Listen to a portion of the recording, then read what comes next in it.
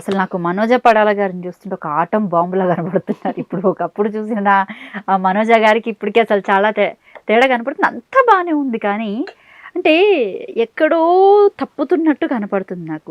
ఎందుకంటే ఆరోపణలు చేసినప్పుడు ఆధారాలు లేకుండా ఆరోపణలు చేయడం కరెక్ట్ కాదేమో కదా. ఏం ఆధారాలు కావాలండి? మేము చేసిన ప్రతి ఆరోపణకి మా దగ్గర బలమైన ఆరోపణలకి బలమైన ఆధారాలు ఉన్నాయి. ఉంటే మరి బయట పట్టచ్చు కదా. డెఫినెట్గా ఆ టైం కూడా వస్తుంది, బయట పెడతాం. ఇప్పుడు ఒక ఒక ఒక కన్న బిడ్డని ఇంటి అల్లుడిది ఫోన్ ట్యాపింగ్ చేసిండ్రు అన్నారు. ఆ ఫోన్ ట్యాపింగ్ విచారణ కనుక కరెక్ట్ గా చేస్తే అన్ని బయటకు వస్తాయి. దాని మీద సాక్షిగా పిలుస్తారా? కవితక్క గారిని పిలిచినప్పుడు అన్ని చెప్పాల్సినవి అన్ని చెప్తారు కదా. అయితే ఇప్పుడు ఫోన్ ట్యాపింగ్ విషయం మీరే తీసారు కాబట్టి గతంలో పార్టీ నుంచి బయటకు వచ్చిన కొత్తలో ఈరోజు కాళేశ్వరం కాళేశ్వరం విచారణలో భాగంగా సిబిఐ విచారణకు పిలవడం జరిగింది కేసీఆర్ని. ఆ టైంలో కవితక్క మాట్లాడింది ఈరోజు విచారణకి పిలవడానికి గల కారణాలు వీళ్ళు కాదా అని చెప్పేసి మాట్లాడింది. యావత్ తెలంగాణ అంతా కూడా బగ్గుమనాలి అని చెప్పేసి ఆవిడే పిలుపునిచ్చేటట్టు కూడా మాట్లాడింది కూడా కవితక్క గారు. బట్ రీసెంట్ గా మొన్న ప్రెస్ మీట్ లో కూడా ఆవిడ ఒక మాట మాట్లాడడం జరిగింది. ఏముంది, ప్రజాస్వామ్యంలో భాగంగా ఉన్నప్పుడు ఎవరైనా సరే విచారణలు అని అంటే హాజరవ్వాలి అని చెప్పేసి దాంట్లో తప్పే ఉంది అంటే ఈ రెండింటి కామెంట్స్ కి ఏం చెప్పొచ్చుంటారు? ఆ రోజు ఆ మాటకి దానికి కట్టుబడి ఉన్నాం, దీనికి కట్టుబడి ఉన్నాం. కవితక్క గారు క్లియర్ గా చెప్పిండ్రు. ఆ రోజు కాళేశ్వరంలో అసలు అవినీతి జరిగింది అని చెప్పి దానికి కారకులు ఎవరు? హరీష్ రావు గారు ఇరిగేషన్ మినిస్టర్ ఉన్నారు, ఆయన చేతుల మీదుగా అన్నీ జరిగినాయి.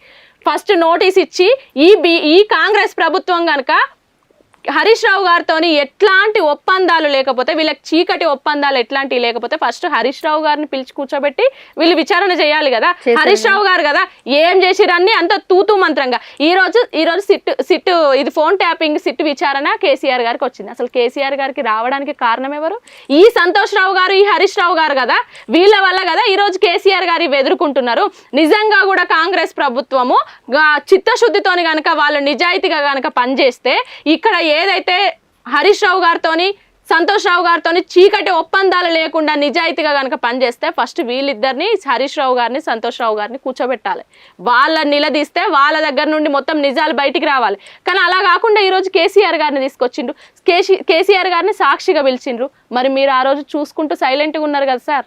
కవితక్క గారు మొత్తుకున్నా కూడా నానా ఇట్లా నీ చుట్టూ ఉండి దయ్యాలు చేరి నీ చుట్టూ దీపం చుట్టూ చీకటి ఉంది, వెలుతురు లేకుండా చీకటి నిండిపోయి ఉన్నది నాన్న, నువ్వు ఇప్పటికైనా కళ్ళు తెరిచి నీ చుట్టూ ఏం జరుగుతుందో చూడు అన్నప్పుడు సార్ ఆ రోజు మౌనంగా ఉన్నాడు కదా.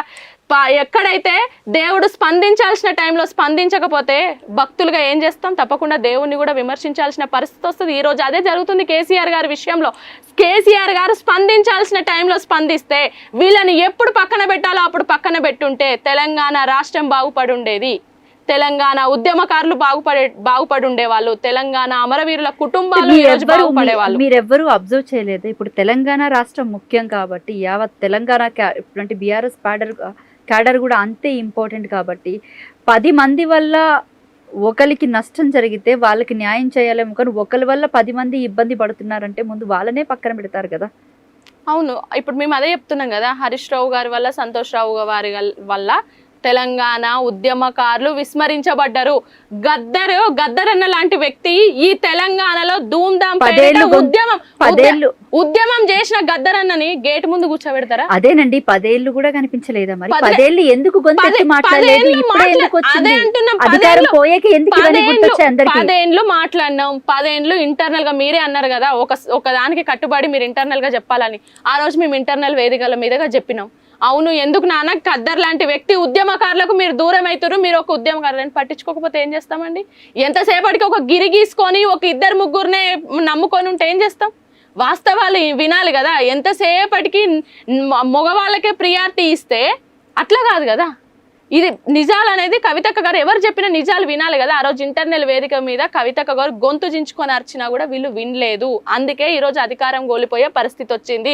ఉద్యమకారులకి ఏ మాత్రం న్యాయం చేసింది ఈ బీఆర్ఎస్ పార్టీ అని అడుగుతాం. మాలాంటి ఉద్యమకారులం కాలు గజ్జన కట్టి ఆ రోజు గొంతిప్పి పేగులు బయటపడేలాగా, గొంతు తెగి పడేలాగా పాటలు పాడి మేము గర్జించిన వాళ్ళం. తీసుకుపోయి ఒక్కరి చేతిలో పెట్టేసి ఎంతమంది ఉద్యమకారులకు అన్యాయం చేయలేదు? ఎంతమంది ఉద్యమకారులు కేసీఆర్ గారితో ఒక ఫోటో దిగితే చాలని ఇప్పటికి కూడా బీఆర్ఎస్ పార్టీలో కరుడు కట్టిన కార్యకర్తలు ఎవరైతున్నారో కేసీఆర్ గారితో ఒక్క ఫోటో దిగితే చాలు అనుకున్న వాళ్ళు ఎంతమంది ఉన్నారు? ఎంతమందికి యాక్సిస్ ఉంది? ఎంతమంది కార్యకర్తలకు యాక్సిస్ ఉంది? ఎంతమంది మహిళా నాయకురాలకు యాక్సిస్ ఉంది? ఇవన్నీ వీళ్ళు కదా బీటీ బ్యాచ్ని తీసుకొచ్చి పెట్టి యూటీ బ్యాచ్ని పక్కన పడేసారు కదా. ఇదంతా అన్యాయమే కదా. మరి ఆ అన్యాయం జరిగినప్పుడు ఇంటర్నల్ వేదికగా చెప్పినప్పుడు విననప్పుడు తప్పకుండా బయటకు వచ్చి ఎన్ని రోజులు ఓపిక పడతామండి? ఒక ఓపికకి ఒక హద్దు, మా సహనానికి ఒక హద్దు ఉంటుంది.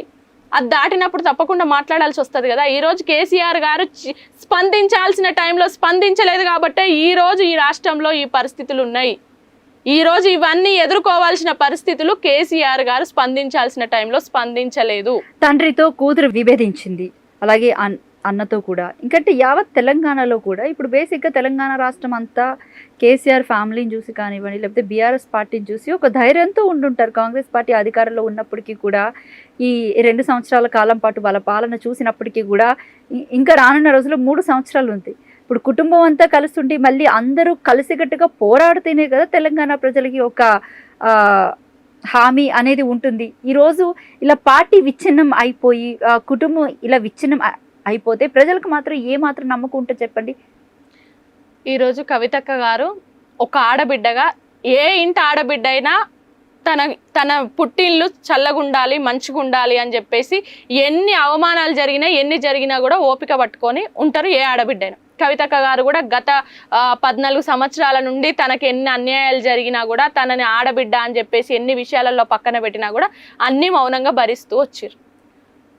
ఒక ఆడబిడ్డకి ఆత్మగౌరవం మీద దెబ్బతింటే తన ఆత్మగౌరవం దెబ్బతిన్నప్పుడు ఏ ఆడబిడ్డ కూడా ఎంత టోలనైనా కూడా వ్యతిరేకిస్తుంది. ఎవరైనా ఆలోచించారా ఇక్కడ? తెలంగాణ సమాజం గురించి ఆలోచించినాం కాబట్టి సెకండ్ టైం ఎంపీగా ఓడగొట్టింది ఈ బీఆర్ఎస్ పార్టీ ఎమ్మెల్యేలు అని తెలిసినా కూడా ఆ రోజు మౌనంగా భరించింది. అక్క గొంతిప్పి చెప్పు, మాట్లాడు అని మాలాంటి వాళ్ళం మేము అన్నప్పుడు కేసీఆర్ గారి అవసరం తెలంగాణ ప్రజలకు ఉంది, ఈ రాష్ట్రానికి ఉంది, మనం మౌనంగా భరించాలి అన్నారు. మౌనంగా అన్ని భరించిండ్రు. ఎమ్మెల్సీ వద్దన్నా కూడా ఇస్తున్నారు అక్క, ఇది కావాలని డబల్ గేమ్ ఉంది అన్నా కూడా నేను వాదించే వరకు వాదించినా మనం సైలెంట్గా ఉండాలి, బయటికి వెళ్ళి ఏది మాట్లాడొద్దు అన్నారు. చాలా విషయాలు ఇంటర్నల్ వేదికల మీద మాట్లాడినప్పుడు అక్కగారు మాట్లాడిన వాటి మీద అంత సైలెంట్గా ఉన్నప్పుడు, అంతెందుకు అక్కగారి మీద లిక్కర్ ఆరోపణలు ఎదుర్కొంటున్నప్పుడు కనీసం ప్రెస్ మీట్ పెట్టి మాట్లాడతలేరు అక్క, ఇప్పుడన్నా మీరు మాట్లాడండి, నోరు తెరవండి అని అంటే అప్పుడు కూడా మౌనంగా భరించింది. ఆత్మగౌరవానికి దెబ్బ తగిలినప్పుడు, ఎప్పుడు కూడా ఆత్మగౌరవానికి భంగం కలిగినప్పుడు ఏ ఆడబిడ్డ కూడా సహించదు. కాబట్టి కవితక్క గారు కూడా సహించే పరిస్థితి లేదు. ఈరోజు తెలంగాణ సమాజం ఆలోచిస్తున్నారు. ఒక ఇంటి ఆడబిడ్డకి న్యాయం చేయలేని ఈ బీఆర్ఎస్ పార్టీ, ఒక ఇంటి ఆడబిడ్డని ఒక పార్టీ మహిళా నాయకురాలకి న్యాయం చేయలేని ఈ బీఆర్ఎస్ పార్టీ తెలంగాణ సమాజానికి, తెలంగాణ ఆడబిడ్డలకి ఏం చేస్తుందండి? నేను సూటిగా ఒక ప్రశ్న అడుగుతున్నా. మా గుండె ముక్కలు అయిపోయింది, మా ఆత్మగౌరవానికి మొత్తం కూడా దెబ్బతిన్నది అని మేము భావించింది ఎప్పుడు అంటే తీన్మార్ మల్లన్న లాంటి వ్యక్తి కవితక్క గారి మీద అనకూడని మాట మాట్లాడినప్పుడు బీఆర్ఎస్ పార్టీ ఎమ్మెల్సీగా కొనసాగుతుంది. ఆ రోజు కవితక్క గొంతులు దిగేలాగా మేము మొర్రినాం, మేము ఖండించినాం. మరి అదే రోజు బీఆర్ఎస్ పార్టీ వర్కింగ్ ప్రెసిడెంట్ ఎందుకు ఖండించలేదు? బీఆర్ఎస్ పార్టీలో ఉన్న మహిళా నాయకురాలు ఎందుకు ఖండించలేదు? ఎవరు కూడా ఖండించలేదు, కనీసం ఆ రోజు స్పందించలేదు. ఒక ట్విట్టర్ వేదికగా కూడా ఇలా మాట్లాడడం తప్పని చెప్పలేదు. బీజేపీ నాయకులు ఖండించిండ్రు, కాంగ్రెస్ నాయకులు ఖండించిండ్రు, వివిధ కుల సంఘాలు కానివ్వండి చాలా మంది ఖండించారు. కానీ బీఆర్ఎస్ పార్టీ ఎందుకంటే అప్పటికైతే మీ పార్టీ ఎమ్మెల్సీగానే ఉంది కదా కవితక్క గారు. కాబట్టి అప్పుడు మా మనసు అనేది విరిగిపోయింది. వీళ్ళు ఒక ఆడబిడ్డ, ఒక బీఆర్ఎస్ పార్టీ మహిళా నాయకురాలకే వీళ్ళు న్యాయం చేయలేని వాళ్ళు మాకేం న్యాయం చేస్తారు అనేది అప్పుడే మాకు క్లారిటీ వచ్చింది. Right, thank you madam, thank you so much. మీ విలువైన సమయాన్ని మాకు కేటాయించినందుకు. ఇది మొత్తానికి Jagruthi official spokesperson atom bomb Manoja Padavala గారితో ప్రత్యేక ఇంటర్వ్యూ. మరొక ఇంటర్వ్యూతో మళ్ళీ కలుద్దాం. Thank you.